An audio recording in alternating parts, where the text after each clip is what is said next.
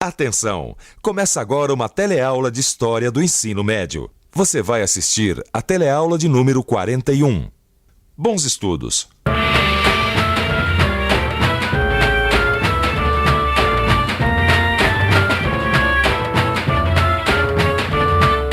Você certamente já ouviu falar na Lei Áurea, aquela que termina com a escravidão no Brasil.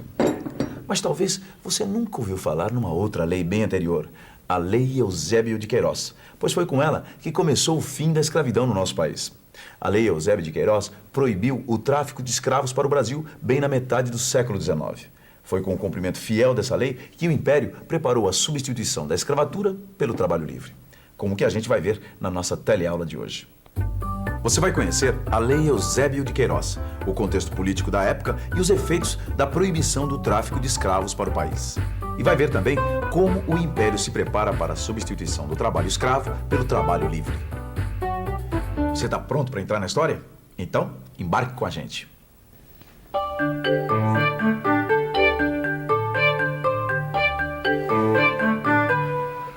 Que vida, hein, Vicente? Nossa Senhora. Quando é que foi que terminou esse tráfico de escravos aqui no Brasil, hein?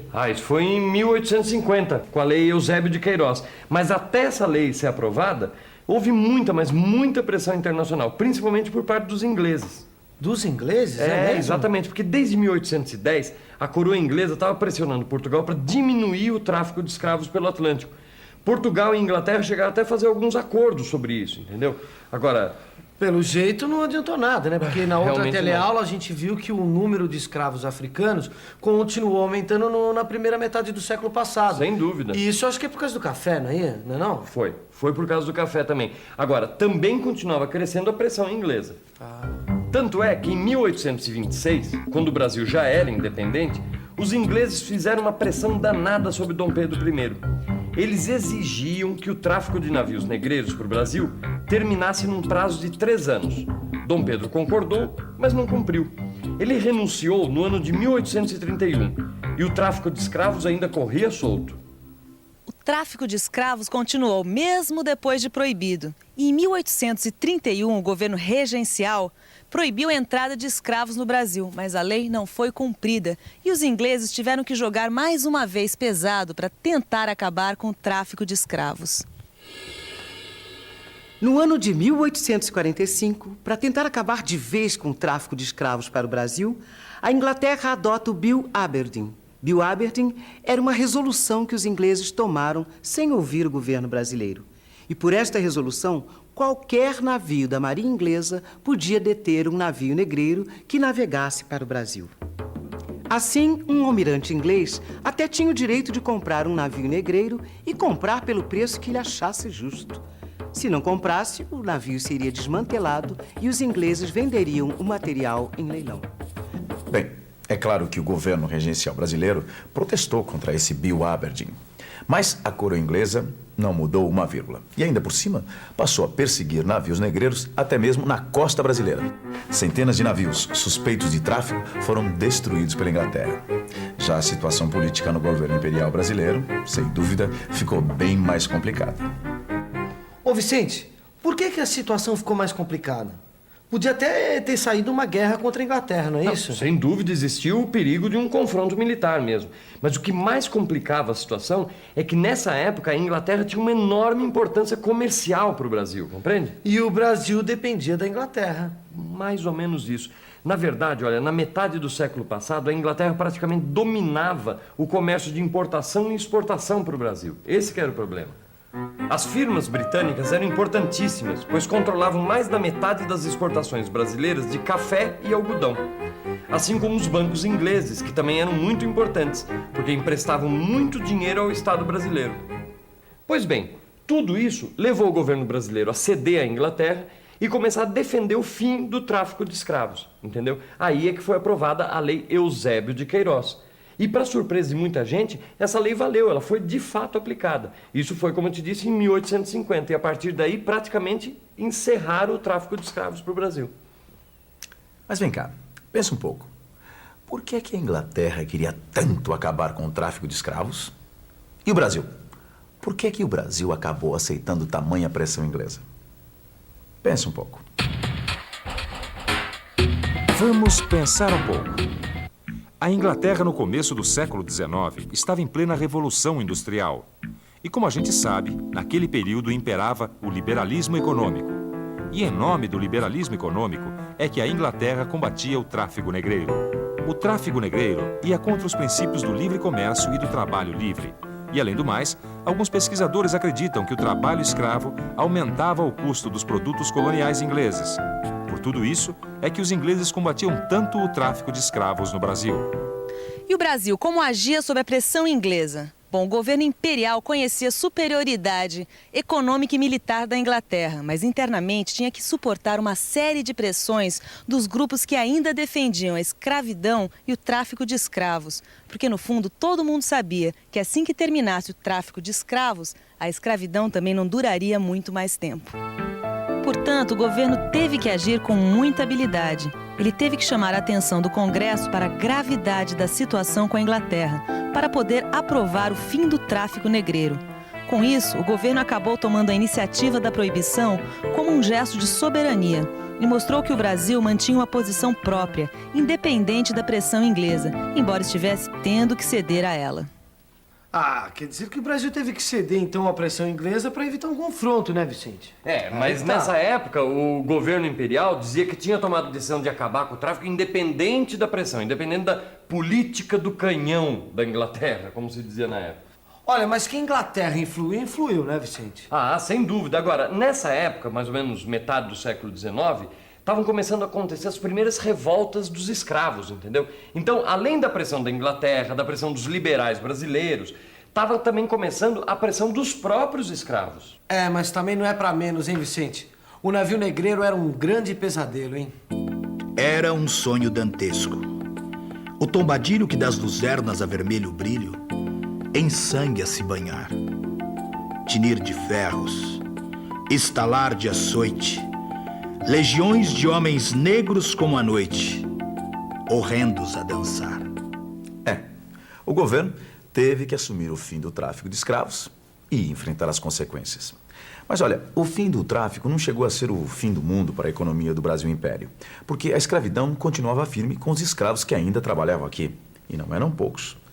O que aconteceu foi um aumento do tráfico interno de escravos. Como a economia nordestina andava em crise, aumenta a venda dos escravos das fazendas de cana-de-açúcar do Nordeste para as fazendas de café do Sudeste brasileiro. O café continuava firme, a escravidão também continuava, só que não tão firme quanto antes. O governo sabia que mais cedo ou mais tarde a escravidão iria terminar. Por isso foi tomando algumas providências para a chegada do trabalho livre nas plantações do café. Uma dessas providências foi a aprovação da Lei de Terras. Você conhece? Ô, Vicente, você já ouviu falar na Lei de Terras do tempo do Império? Já. A Lei de Terras, ela foi escrita para aumentar o preço das terras públicas, só para isso. Mas peraí, pra que isso? Para quê? Para quando terminasse a escravidão e começasse o trabalho livre, os empregados não pudessem pedir as contas e comprar sua própria roça. Para isso que serviu. Ah, então era também para obrigar o trabalhador a continuar trabalhando nas fazendas. Exatamente. Mas peraí, olha, mal tinha começado o trabalho livre nas fazendas naquela época e o Brasil ainda estava na escravidão. Como é que é isso? Sim, mas já estava preparando o terreno para a época de trabalho livre. Quer ver, ó? Nesse livro aqui dá para ver. Deixa eu achar. Aqui, ó. A Lei de Terras determinava que as terras fossem vendidas, presta atenção, por um preço suficientemente elevado para afastar poceiros e imigrantes pobres. Estrangeiros que tivessem passagens financiadas para vir ao Brasil ficavam proibidos de adquirir terras. O imigrante, então, é obrigado a ficar trabalhando nas grandes fazendas. Com essa lei, talvez fosse a única maneira dele sobreviver mesmo. Bom, ainda bem que o governo naquela época pensava em acabar com a escravidão, né? Eu tava pensando nisso, mas não tava com muita pressa não, sabe? O governo, na verdade, não tinha a menor pressa em terminar com a escravidão nas fazendas. O que ele estava preocupado era em fazer uma transição lenta e segura do trabalho escravo do presente para o trabalho livre do futuro. O Brasil era um país predominantemente agrário, mas já tinha uma vida urbana, moderna, liberal e capitalista, que era incompatível com a existência da escravidão. Um dos próximos passos do governo rumo ao fim da escravidão foi a famosa Lei do Ventre Livre, de 1871. A pressão da sociedade pelo fim da escravidão estava aumentando. Quando termina a Guerra do Paraguai, surgem vários clubes e associações em defesa da abolição da escravatura. E para não perder o bonde da história, o governo imperial se antecipa e propõe esta lei do ventre livre, tornando livres os filhos de escravos nascidos no Brasil a partir daquele momento.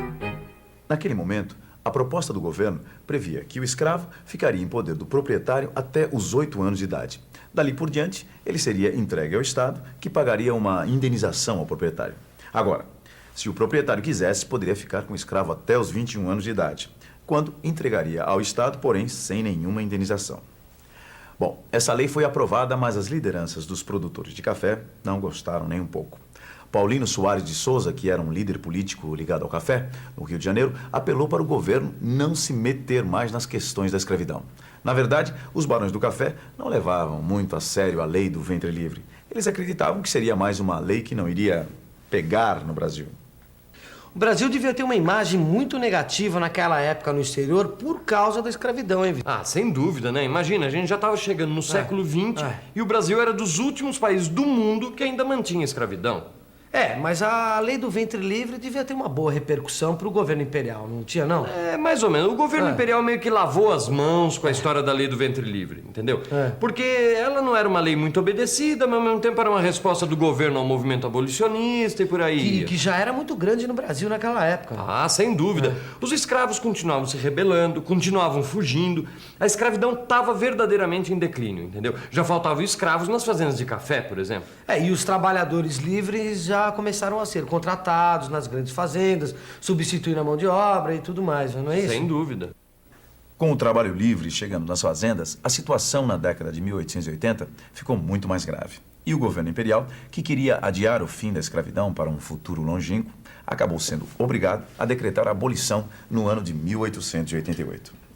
Mas esse é um assunto que você vai ver na nossa próxima teleaula. Por enquanto, eu recomendo que você estude o que aprendeu na teleaula de hoje, começando por uma boa revisão. E atenção, se liga aí que é a hora da revisão. Na teleaula de História de hoje, nós estudamos algumas das mudanças e desafios do Brasil Império.